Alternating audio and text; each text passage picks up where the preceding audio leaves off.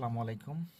আজকে আমরা আলোচনা করব হচ্ছে ইংলিশ সাহিত্য বা ইংরেজি সাহিত্য, ইংলিশ লিটারেচার বলতে আমরা যেটাকে বুঝি। তো এই টপিকটা অনেকের কাছে খুবই হার্ড মনে হয়। হার্ড মানে কি, মানে সুপার হার্ড মনে হয়।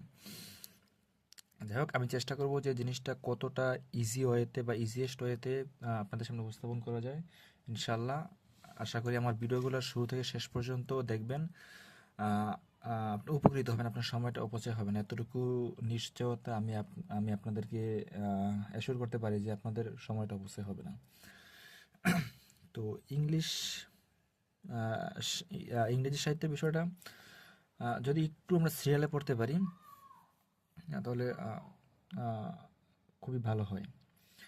তো ইংলিশ সাহিত্যের যোগকে মোট 8টা যোগে বা 8টা পিরিয়ডে ভাগ করা হয়। এর মধ্যে 1 নম্বর যেটা, সেটা হচ্ছে the old English period. The the old English period.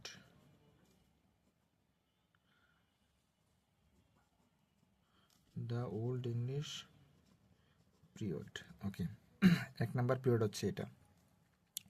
তো এই পিরিয়ডে আসলে খুব বেশি কোনো সাহিত্য আবিষ্কৃত হয় নাই।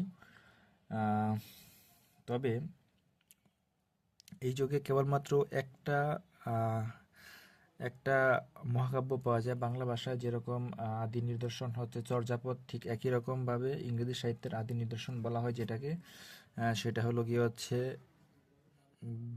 বিইও WULF, বিউলফ বলতে আমরা যেটাকে বুঝি।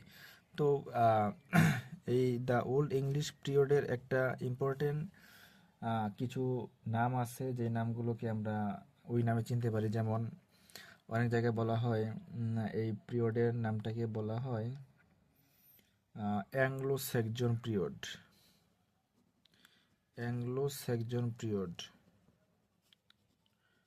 অ্যাংলো স্যাক্সন পিরিয়ড নামেও এটাকে চিনা হয়। এখন এই যে অ্যাংলো স্যাক্সন যে পিরিয়ডটা হইলো, এটার নামকরণের পিছনে একটা অনেক বড় নামকরণ আছে। যেমন যদি আমরা একটু ম্যাপ কল্পনা করি, ধরি যে এটা যদি হয় ইংল্যান্ড, ইংরেজি বলতে আমরা ইংল্যান্ড কি বুঝি, ইংলিশ বা ব্রিটিশ বলতে আমরা ইংল্যান্ড কি বুঝি। তো এই যে ইংল্যান্ড যে রাষ্ট্রটা আছে, এটা মূলত একটা কি বলে একটা আহ, এর চারপাশে হচ্ছে নদ নদী, এরকম অনেক জিনিস থাকে।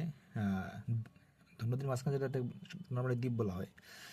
তো এই দ্বীপের পাশেই আরো একটা দ্বীপ ছিল, যেটা আকৃতিও মোটামুটি আমরা ধরতে পারি যে সেটা আকৃতি ছিল এরকম।